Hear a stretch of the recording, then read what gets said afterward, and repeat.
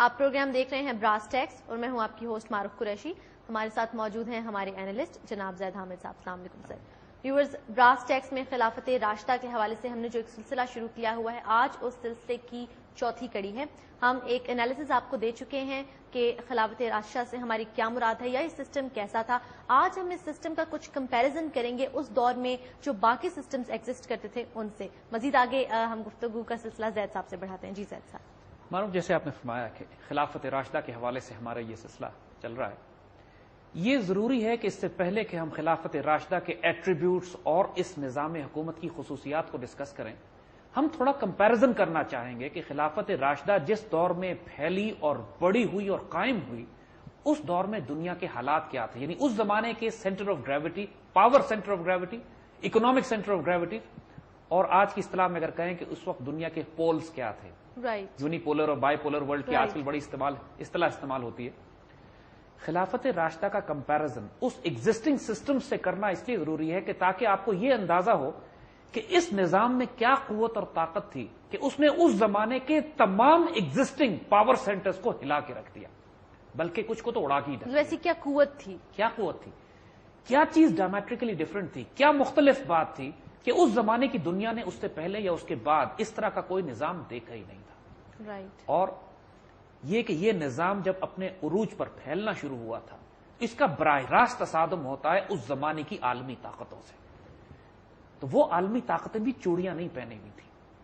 ایسی حکومتیں تھیں جو صدیوں سے آباد تھیں، ایسی بادشاہ تھے، ایسے خاندان تھے کہ جو نسل در نسل حکومت کرتے آ رہے تھے. اپنی دنیا کی جدید ترین military technology, economic progress, power, اور ساتھ ساتھ اپنے ہیومن ریسورس رکھنے والی طاقتیں تھیں جو دنیا میں اپنا لوہا منوا چکی تھیں صدیوں سے. ہم بات کر رہے ہیں ایک طرف پرشین امپائر کی کہ جو کئی ہزار سال سے قائم تھی، ایک طرف ہم بات کر رہے ہیں رومن امپائر کی جو کئی ہزار سال سے قائم تھی، اور تیسری طرف ہم بات کر رہے ہیں چائنیز امپائر کی کہ جو چین میں مشرق کی ایک سویلائزیشن اور تہذیب کی جو ایک طرف موجود تھی. یہ تین بڑی طاقتیں تھیں. یہ بڑی بڑی طاقتیں اس وقت دنیا میں موجود تھیں کہ جو پوری دنیا کے خاص طور پہ middle east, greater middle east, Asia minor, central Asia, Europe اور چین تک کے ان تمام علاقوں پر یہ تقسیم کیے ہوئے تھے انہوں نے علاقے اپنے درمیان میں. تو خلافت راشدہ براہ راست تصادم ہوتا ہے اس کا ان تینوں سویلائزیشنز کے ساتھ. آئیے تھوڑا سا کمپیریزن کر کے دیکھتے ہیں کہ اس زمانے میں جو سویلائزیشن اور تہذیب تھی ان کے ایٹریبیوٹس کیا تھے، ان کی خصوصیات کیا تھیں، تاکہ پھر ہم کو ایک اندازہ یہ ہو کہ جو خصوصیات، جو پاور، جو انٹینسٹی اس نئی ڈائمنشن میں تھی، اس نئی طرز حکومت میں تھی، وہ کیا تھی. ممتاز کیسے تھا یہ؟ رومن امپائر کو ہم پہلے لیتے ہیں. یعنی رومن امپائر پرائمریلی تو پیگن تھی، یعنی بت پرست، لیکن جو کئی ہزار سال سے ایک بہت بڑی امپائر کے طور پہ چلتے بادشاہتیں تھیں اور ظالم ترین مشہور تھیں. یعنی رومن امپائر کے ظلم مشہور تھے. یہاں نہ غلاموں کے کوئی حقوق تھے، نہ عورتوں کے کوئی حقوق تھے. خاص طور پہ جو مفتوح قوم ہے جن کو یہ فتح کیا کرتے تھے، کانکرڈ نیشنز، ان کو تو جانوروں اور حیوانوں کی طرح ٹریٹ کیا جاتا تھا. کوئی کانسیپٹ ہیومن رائٹس کا تو ایگزسٹ ہی نہیں کرتا تھا پرانی دنیا میں. آپ اگر پرانی فلمیں دیکھیں، جس طرح بین ہر کے نام سے ایک بڑی مشہور فلم گزری ہے جس میں حضرت عیسیٰ علیہ السلام کے وقت میں رومن امپائر کی اصلیت دکھائی گئی ہے، تو انسان کو اندازہ ہوتا ہے کہ انسان کس طرح انسانوں کی غلامی میں پسا ہوا تھا. رومن امپائر کا دائرہ افریقہ کے شمال تک، افریقہ میں، پورے یورپ میں، ایشیا میں، اور ساتھ ساتھ جو آج کل کا ترکی اور شام اور سیریا، یہ تمام علاقے جو ہیں، لیبنان، سرحدی علاقے، مصر، ان تمام علاقوں پر رومن امپائرز کی حکومت تھی. اس کی ایک شاخ ایسٹرن بائزنٹائن امپائر کہلاتی تھی کہ جو قسطنطنیہ میں، کانسٹینٹینوپل میں ایک بادشاہت الگ قائم تھی، وہ ایسٹرن بائزنٹائن تھے. عیسیٰ علیہ السلام کے تشریف لانے کے کچھ سو سال کے بعد اس رومن امپائر نے عیسائیت قبول کر لی تھی، مگر اس نے عیسائیت کو قبول اس طرح کیا کہ عیسائیت کی شکل بگاڑ کے رکھ دی. جو رومن امپائر کا مرکز پھر عیسائیت بنی. آج بھی آپ دیکھتے ہیں کہ روم پریکٹیکلی پوپ کا مرکز آج بھی اٹلی، روم میں. اس کا اوریجن اسی وقت سے ہوا تھا کہ جب بادشاہوں نے عیسائیت مذہب کو قبول کر لیا، تو اس کے بعد یہ رومن امپائر کرسچنائز ہو گئی، عیسائی بن گئے. لیکن اس اسٹیٹ پاور کی وجہ سے جو پولیٹیکل اور ملٹری اتھارٹی ان کے پاس تھی، ہونا تو یہ چاہیے تھا کہ عیسائی مذہب جب ان کے اندر داخل ہوا تو ان میں نرمی آنی چاہیے تھی. آن دا کنٹری، بادشاہت نے عیسائی مذہب کو کرپٹ کر دیا. اور اس کے نتیجے میں ہی تو اللہ تعالیٰ کو حضور صلی اللہ علیہ وسلم کی نبوت اور بعثت کرنی پڑی, حضور کو بھیجنا پڑا کہ عیسائی مذہب اوریجنل فارم میں باقی ہی نہیں رہ گیا تھا. اس وقت انجیل اوریجنل شکل میں تبدیل ہو چکی تھی, مختلف زبانوں میں تبدیل ہو چکی تھی, اور خاتم النبیین حضور صلی اللہ علیہ وسلم کو بھیجنے کا مقصد ہی یہی تھا کہ جو ہدایت کا سرچشمہ حضور حضرت سیدنا عیسیٰ علیہ السلام لے کر آئے تھے, وہ اب اس رومن اتھارٹی کے تحت آ کر اس میں اس قدر پیگن کلچر یعنی مشرک اور بت پرستانہ تصورات اس قدر شامل کر دیے گئے اس اوریجنل عیسائیت میں کہ جو عیسیٰ علیہ السلام اپنی انجیل میں اپنی کتابوں میں لے کر آئے, کہ اللہ تعالیٰ کو اب نیا نبی بھیجنا ہی تھا.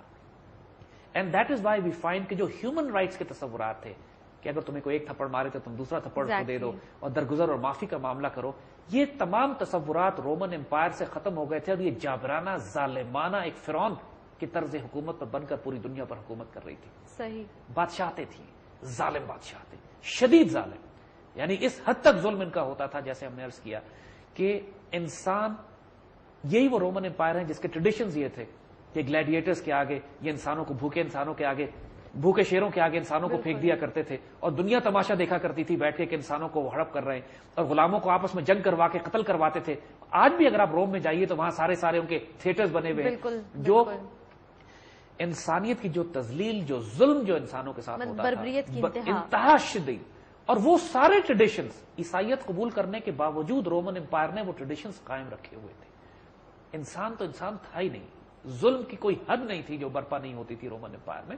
اور اس پہ جدید دور میں تو بڑی فلمیں بنی ہیں, بالکل, یعنی آپ اگر ان فلموں کو بھی دیکھیں جس کے اندر اس تہذیب کو دکھایا جاتا ہے, یو ریئلائز کہ انسانیت پر اس سے زیادہ ظلم اور کوئی نہیں ہو سکتا تھا کہ جو رومن امپائر, رومن بادشاہتیں اپنے انسانوں پر اس زمانے میں کیا کرتی تھی. آج دنیا تماشے دیکھتی ہے روم میں جا کے ان بڑے بڑے تھیٹرز کے کہ جہاں پر ہزاروں لاکھوں انسانوں کو ذبح کیا جاتا تھا اور دنیا تماشا دیکھتی تھی. جو اس سے پہلے روم, اور آج بھی دنیا میں جو جدید ڈیموکریٹک سسٹم کہلاتا ہے جس کو نافذ کرنے کی کوشش کی جاتی ہے, اس کی ایکسپیریمنٹ بھی روم میں ہی ہوئے تھے شروع میں. یعنی جبھی سینٹ کی اصطلاح اور سینیٹر کی اصطلاح اور پارلیمنٹ کی اصطلاح اور اسٹیٹ اور ریپبلک کی اصطلاح, یہ ساری اصطلاحیں بھی اسی سسٹم سے اور نظام سے جو کہ عیسیٰ علیہ السلام سے بہت پہلے کے دور ہے. اوریجن ان کا وہیں سے ہے, لیکن اوریجن اسی جگہ سے ان کا بھی تھا. صحیح. تو یہ تو کانسیپٹ, لیکن وہ ریپبلک چلی نہیں, ان کی دوبارہ بادشاہتیں آ گئی, وہی ظلم اور غلامی کا نظام اور انسان کے ساتھ ظلم, وہ سارا سلسلہ. تو جب خلافت راشدہ قائم ہو رہی تھی اور قائم ہوئی, حضور صلی اللہ علیہ وسلم پیغام لے کر آئے, تو اس وقت یورپ کا اور مشرقی وسطی کا, یعنی شام سے لے کر لیبنان سے لے کر مصر تک, افریقہ کا شمال اور پورا یورپ, کہ وہ علاقے کے جہاں پہ رومن امپائر کے قبضے تھے, وہاں پر یہ طرز حکومت تھا. ظالم بادشاہ تھے, جابر بادشاہ تھے. ان کے مقابلے میں اگر آپ عراق اور اس کے بعد ایران اور وہ جو خراسان اور سینٹرل ایشیا تک کے علاقوں کی طرف جائیں تو یہاں پر پرشین امپائر تھی. پرشین امپائر ایک آئیڈینٹیکل فوٹو کاپی تھی رومن امپائر کی, ظلم میں, جبر میں, انسانوں کو غلام بنانے میں, ظلم و ستم برپا کرنے میں. وہ نظام حکومت دنیا میں اس وقت رائج تھا, لیکن فرق صرف اتنا تھا کہ یہاں کی بادشاہت زیروسٹرن تھی, بت آتش پرست, پارسی جنہیں کہتے ہیں. وہ عیسائی تھے, یہ پارسی تھے. یہ مشرک تھے, وہ بہرحال کسی نہ کسی شکل میں اللہ کو اور نبیوں کو ماننے والے تھے. لیکن طرز حکومت ایک ہی جیسا تھا. دونوں جگہ بادشاہتیں تھی, دونوں جگہ شدید ظلم تھے, دونوں جگہ انسانوں پر انسانوں کی حکومت تھی. کوئی ہیومن رائٹس کا تصور نہیں تھا. غلاموں کے ساتھ ظالموں سے بھی بدتر, جانوروں سے بھی بدتر سلوک کیا جاتا تھا. اور انسانیت ظلم میں پس رہی تھی جو ظالم جابر حکومتیں اور فوجیں انسانوں پر مسلط کرتی تھی. کوئی ویلیوز, کوئی موریلٹی, کوئی اخلاقیات, کوئی رول آف لا, کیوں ہیومن رائٹس, اس کی تو کانسیپٹ تھے ہی نہیں, ایگزسٹ ہی نہیں کرتے تھے. یعنی یہ تصور کرنا کہ جانوروں کے بھی کوئی حقوق ہوتے ہیں, یا غلاموں کے بھی کوئی حقوق ہوتے ہیں, یا مفتوح قوم کے جس قوم پر آپ فتح کرتے ہیں اس کے بھی کوئی حقوق ہوں گے. فوجیں جب شہروں میں جاتی تھی تو آبرو ریزی, عصمت دری, قتل و غارت, عورت بچہ مرد, کسی کا کوئی لحاظ نہیں. بے دریغ گاؤں کے گاؤں, شہر کے شہر جلائے جاتے تھے, بے حرمتی کی جاتی تھی, لوگوں کی عبادت گاہیں تباہ کر دی جاتی تھی. آئیڈینٹیکل ایٹریبیوٹ تھے رومن اور پرشین امپائر کے, اس بات کے باوجود کہ ایک اپنے آپ کو عیسائی کہتے تھے اور دوسرے اپنے آپ کو آتش پرست. اسی طرح جو تیسرا پاور پول تھا, جو ایشین سینٹر آف گریوٹی تھی, اس کا مرکز چین میں تھا.